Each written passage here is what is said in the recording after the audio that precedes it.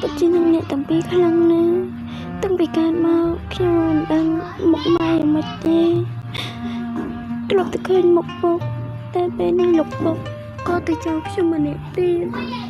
ហេតុអីក៏ជីវិតរបស់ខ្ញុំត្រូវជួបរឿងបែបនេះពុកម៉ែខ្ញុំនឹកតែដល់ពេលអត់ពីម៉ែដែលមានពុកតែពេលនេះអត់ពុកតែម្នាក់ឯងពុកម៉ែខ្ញុំស្រឡាញ់ពុកម៉ែខ្ញុំនឹកពុកម៉ែខ្ញុំចង់ទៅតាមពុកម៉ែដែរពុកម៉ែ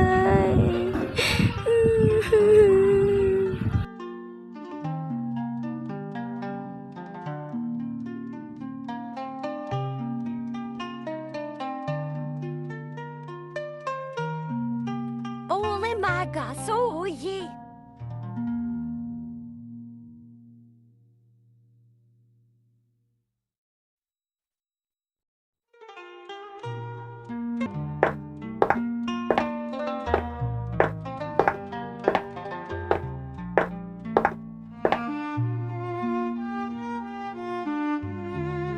ខានដើរចេញមកលេងខាងក្រៅវិមានយូរដូចជាសប្បាយដល់ហើយតែសភាពពិតជាស្រស់ស្អាតខ្លាំងណាស់ពិតមែនហើយខ្ញុំភ្លេចកាត់នៅខាងនោះមានភូមិតូចមួយខ្ញុំចង់នឹងដល់ហើយតើសុខទុក្ខប្រជាជននៅទីនោះយ៉ាងណាទៅណោះអេតើអ្នកនេះមនុស្សនោះកើតអីបានជានឹងអង្គុយយំម្នាក់ឯងអញ្ចឹងមើលទៅដូចជាសោកស្ដាយយំស្រណោឲ្យមួយអញ្ចឹងពិតជាគួរអាណិតណាស់ខ្ញុំប្រហែលជាត្រូវទៅលងលំហើយមើលទៅដូចជាយំខូចចិត្តខ្លាំងណាស់មែនតើ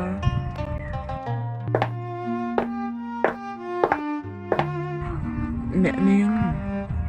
តើអ្នកនាងកំពុងតែគិតអ្វីហ្នឹងហេតុអ្វីបានជាអង្ហូរទឹកភ្នែករហូតអញ្ចឹងអ្នកនាងមានរឿងអីអាចប្រាប់ខ្ញុំបានណា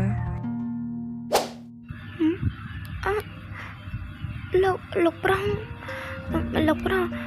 យខ្ញុំសុំទោសផងណាខ្ញុំសុំទោសខ្ញុំគ្មានចេតនាទេខ្ញុំពិតជាមិនដឹងថាលោកប្រុសមកពិតមែនខ្ញុំសុំទោសផងណាលោកប្រុសគឺខ្ញុំគ្មានគិតអីទេខ្ញុំគ្រាន់តែអង្គុយលេងធម្មតាហ្នឹងណា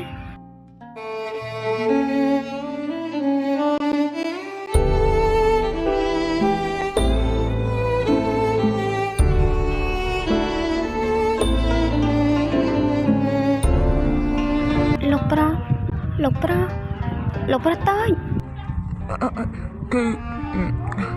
គឺមានការអីជប់សិននាងអាចប្រាប់ខ្ញុំបានទេថានាងកំពុងតែពិបាកចិត្តរឿងអីនាងមានរឿងអីប្រាប់ខ្ញុំបានណាបើខ្ញុំអាចជួយនឹងបានខ្ញុំនឹងជួយហើយខ្ញុំសូមស្គាល់ឈ្មោះនាងផងនាងអាចប្រាប់ឈ្មោះខ្ញុំបានទេចាខ្ញុំឈ្មោះមីលីហើយមិនលាក់បាំងទេខ្ញុំពិបាកចិត្តរឿង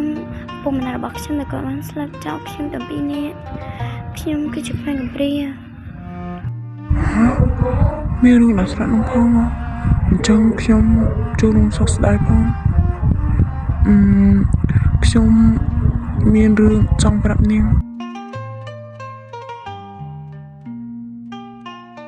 លោកប្រុសមានរឿងអីចង់ប្រាប់ខ្ញុំ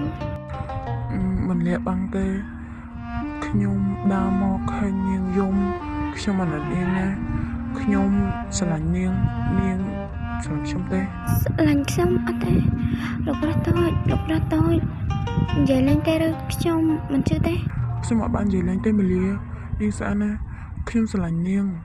ស្រឡាញ់គ្រាន់តែខាងខ្ញុំស្រឡាញ់នាងខ្លាំងតែវាដូចជាលិនបែងហើយណាលោកប្រុស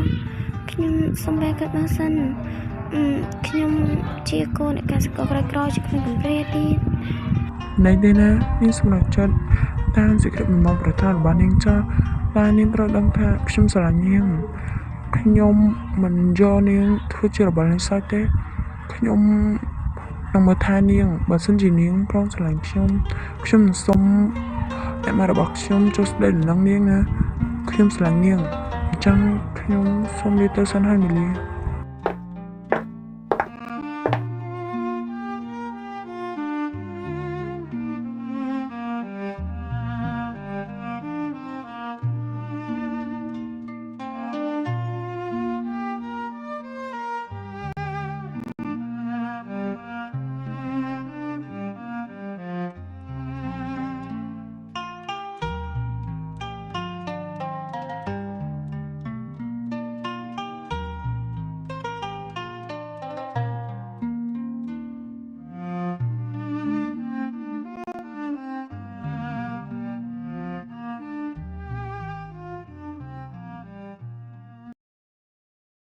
ខ្ញុំសូមបន្ថែមពីខសយ៉ាងទៅកន្លែងឃើញឈរស្ងៀមគឺមិនអត់និយាយណាគឺនិយាយក៏ប៉ុន្តែខ្ញុំអត់បានចូលស្ងៀមទេដោយសារ reaction ចង់វាកតនីធ្វើឡើងខ្ញុំ